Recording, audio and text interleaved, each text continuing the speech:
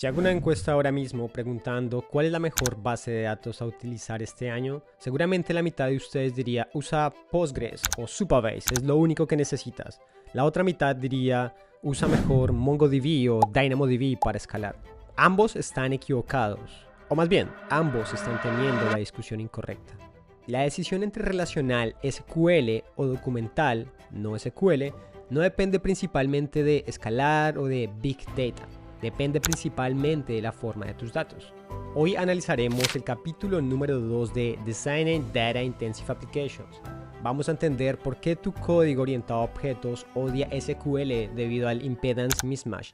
Y también vamos a entender cómo SQL sobrevivió 50 años gracias a ser declarativo. También te enseñaré a elegir la base de datos correcta, basándonos en la forma de tus datos y no simplemente en el hype de la industria. No siendo más, vamos a la pizarra. Bueno, entrando en materia en este capítulo 2, Martin Kleppmann empieza hablando sobre el modelo de datos y cómo no hablar de datos en un libro que se especializa en aplicaciones que intensamente consumen datos. Así que Martin Kleppmann dice, ok, lo más importante de un sistema son los datos y el modelo de datos que tenemos sobre esto. Y es porque tienen un profundo efecto en la manera en que se escribe el software que diseñamos y segundo, en la manera en que pensamos sobre el problema.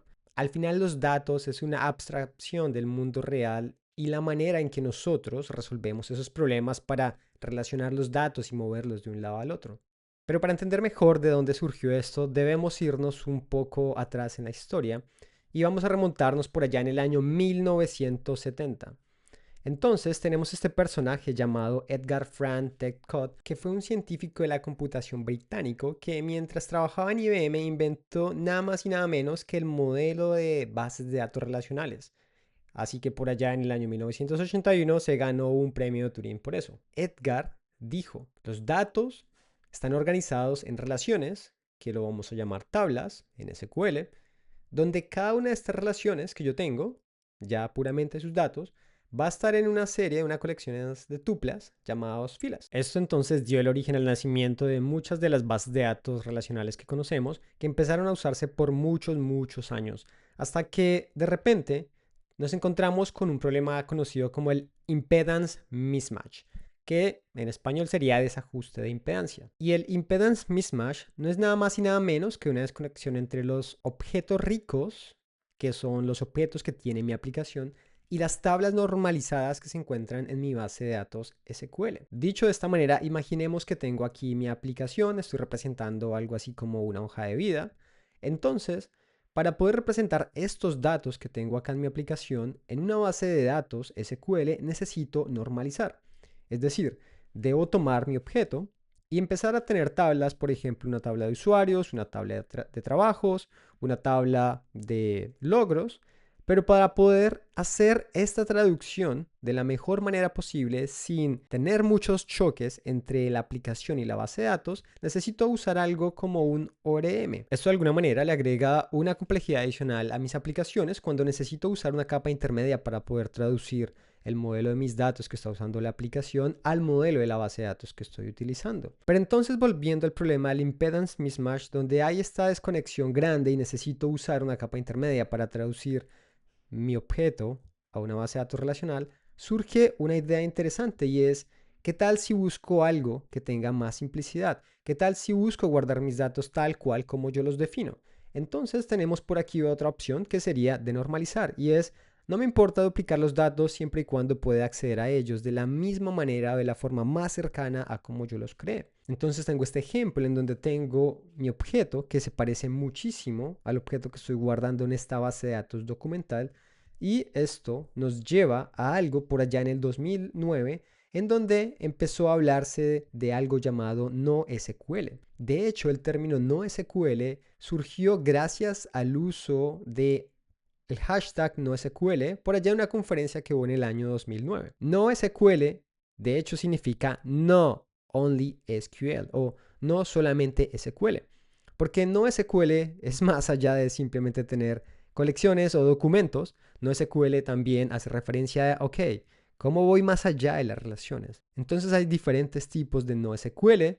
A grandes rasgos podemos ver algunos de los más famosos, como por ejemplo un key value en el cual yo puedo guardar en memoria mis datos sin tener que guardarlos en un disco. Esto es para acceder rápidamente a los datos. Entonces tenemos Redis, tenemos también bases de datos como White Column, que es una columna gigante que almacena un montón de datos, como por ejemplo Cassandra, Amazon Dynamo, Google Bigtable.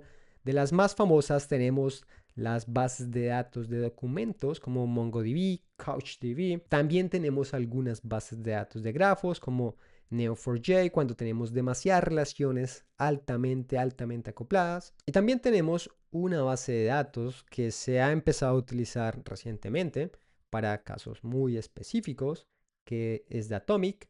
De hecho, Nubank la utiliza y que en general es un sistema de gestión de bases de datos operacional distribuido que destaca por su enfoque de inmutabilidad y su capacidad para realizar consultas temporales, es decir, viajar en el tiempo. Y ahora la pregunta es, ¿entonces SQL murió? ¿Deberíamos guardar todo como un JSON? La respuesta es no. El modelo documental tiene un talón de Aquiles y es las relaciones muchos a muchos. Imaginen que cambiamos el ejemplo. Ahora tenemos un sistema de cursos online donde aquí a la izquierda tenemos una serie de estudiantes y aquí a la derecha tenemos una serie de profesores que están tomando determinados cursos.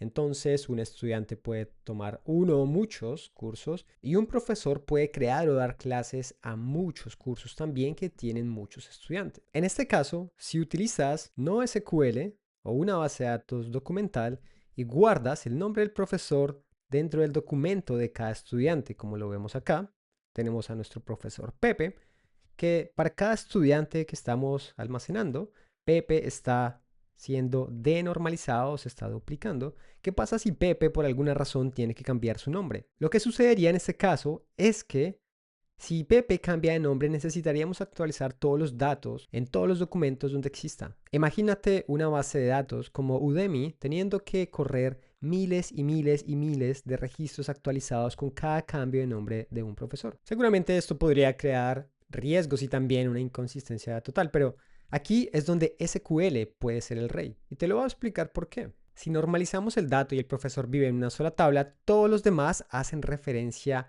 solo a su ID.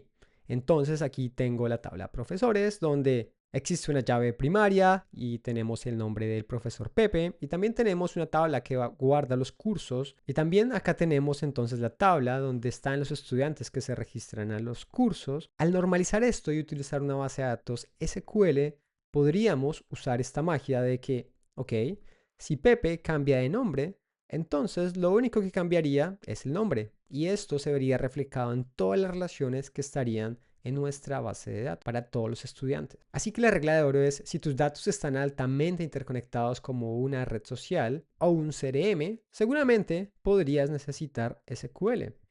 Dicho de esta manera, SQL prioriza la integridad y las relaciones entre datos complejos, mientras que NoSQL prioriza la localidad y la estructura de árbol. Esto, en pocas palabras, es que si tú necesitas tu objeto tal cual como lo estás usando en tu aplicación, al guardarlo, estás priorizando la localidad. Pero si tus datos necesitan bastantes relaciones, las cuales pueden reflejarse como estas, seguramente podrías necesitar SQL. Aquí es donde tenemos la navaja suiza de los datos. Y muchos developers me preguntan, Edwin, entonces, ok, ¿uso Postgres o Mongo? La respuesta sería depende. ¿Y por qué deberíamos usar solo una? Aquí es donde entra el concepto de polyglot persistence o persistencia políglota. Y como dice Martin Fowler en el diagrama, es usar la herramienta adecuada para el trabajo requerido. Veamos un ejemplo más específico. Imaginemos que estamos construyendo LinkedIn. Es una sola aplicación, pero tenemos 4 necesidades muy distintas. Así que miren cómo utilizaríamos 4 bases de datos diferentes para el mismo backend.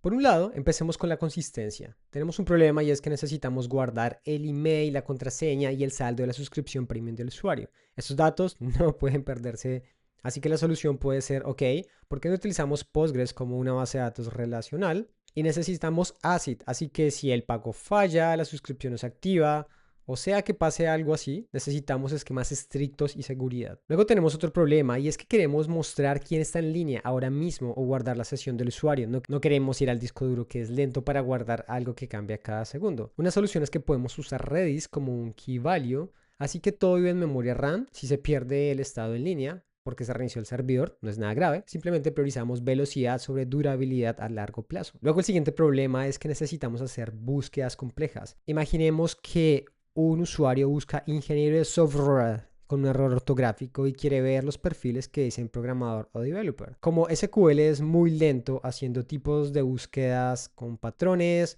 o expresiones regulares, aquí es donde Elasticsearch hace su magia. Usa índices invertidos y Fuzzy Search para entender lo que el usuario quiso decir y no solo lo que escribió. Y finalmente, otra de las características que necesitamos es hacer relaciones sociales. Así que queremos recomendarle amigos de amigos que trabajan en Google a un usuario.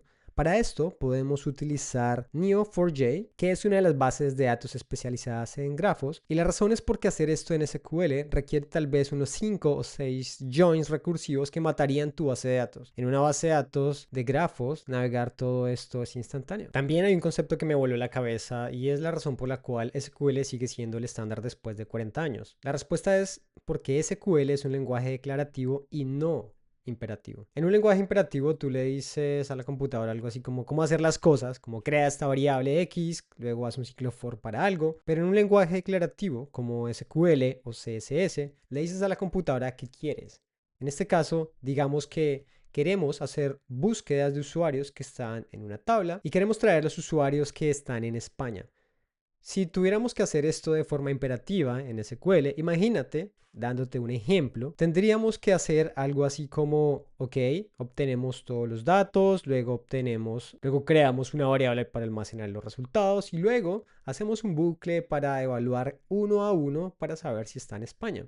Al final, si cumple todos los requisitos, obtendríamos los resultados de los usuarios que encontró. Sin embargo, da la magia de SQL, que es declarativo, lo único que tenemos que hacer es decirle algo así como, ok, select, tráeme el nombre de todos los usuarios cuyo país es España. Y esta abstracción está oculta debajo de algo llamado Query Optimizer. Esa es la magia que tiene SQL detrás. Y es la razón por la cual no tenemos que hacer cosas con este paradigma imperativo. Y bueno, wow, creo que esto fue demasiado contenido para el día de hoy. En el repositorio de GitHub les dejo las notas actualizadas, también los diagramas que vimos el día de hoy y también algunas preguntas listas para estudiar sus entrevistas de System Design. La próxima semana vamos a ver otros temas relacionados con System Design y el libro de Designing Data Intensive Applications. Y para no perderse el contenido de este video que viene, suscríbanse al canal. Así que bueno, no siendo más, nos vemos en el próximo video.